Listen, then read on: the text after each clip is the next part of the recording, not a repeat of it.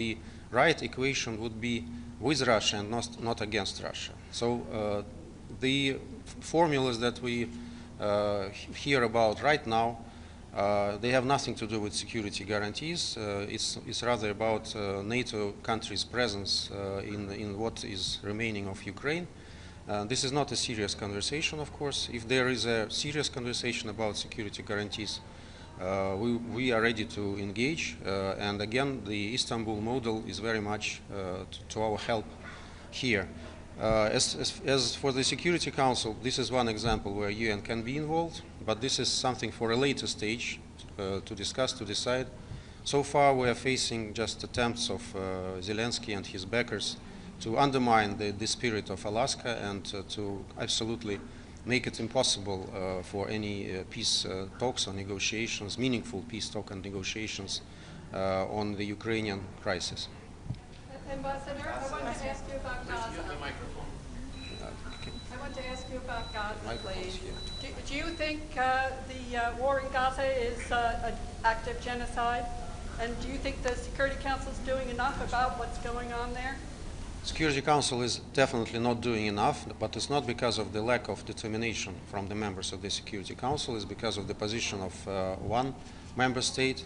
There are a lot of elements of the situation in Gaza which are extremely worrying, and I think it's up to international bodies to give legal classification to this, but of course this is something extraordinary. This is something that we should not all tolerate as human beings, as diplomats, as members of the Security Council. And Russia is ready to engage with everyone who wants to change this situation. Unfortunately, the United States so far is very much siding with Israel and giving green light to any action in Gaza, which is very deplorable. But does Russia consider it a genocide? I told you that it's not up to Russia to make such a conclusions, because genocide is a legal term, and it should be used by those who have legal instruments to qualify it like this. But what is happening there is absolutely unacceptable, and it's absolutely shameful for us all to witness what is happening. Can I ask about Iran? The Russians have proposed, circulated a draft proposal that would extend. The Russians means we, yeah? Yes. Okay.